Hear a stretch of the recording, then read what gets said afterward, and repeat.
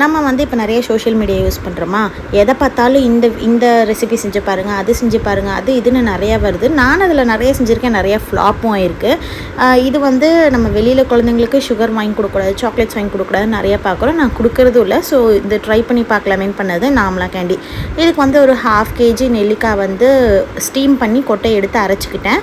இது கூட 1/2 kgக்கு 200 grams வந்து நான் வெல்லம் துருவி ஆட் பண்ணிக்கிட்டேன். இது கூட கொஞ்சமாக உப்பு, கொஞ்சமாக மிளகாய்த்தூள், கொஞ்சம் பெப்பர், அப்புறம் பெருங்காயத்தூள் கொஞ்சமாக ஒரு 2 பிஞ்ச் அளவுக்கு ஆட் பண்ணிக்கிட்டேன். இதை வந்து நல்லா கலந்துக்கிட்டே இருக்கணும். ஒரு 20 minutes ஆச்சுன்னு நினைக்கிறேன். எனக்கு நல்லா திக்காகி திரண்டு வரும். நம்ம ஸ்கூப் பண்ணவே வேணாம், கரண்டியோடையே ஒட்டிட்டு வெளியே வந்துச்சு. அந்த மாதிரி இந்த மாதிரி பதத்துக்கு வந்ததுக்கப்புறம் நல்லா ஆறணும். நல்லா கம்ப்ளீட்டாக கூல்டவுன் ஆனதுக்கப்புறம் உருட்டி ஒயிட் சுகர் வந்து பவுடரில் கோட் பண்ணி எடுத்து வச்சுக்கிட்டா அடுத்த நாள் சாப்பிட்றப்ப ரொம்ப டேஸ்ட்டாக இருந்துச்சு. வெளியில் ஏதேதோ ஸ்வீட் வாங்கி கொடுக்கறதுக்கு இது எவ்வளவோ பரவாயில்ல இல்லைங்க.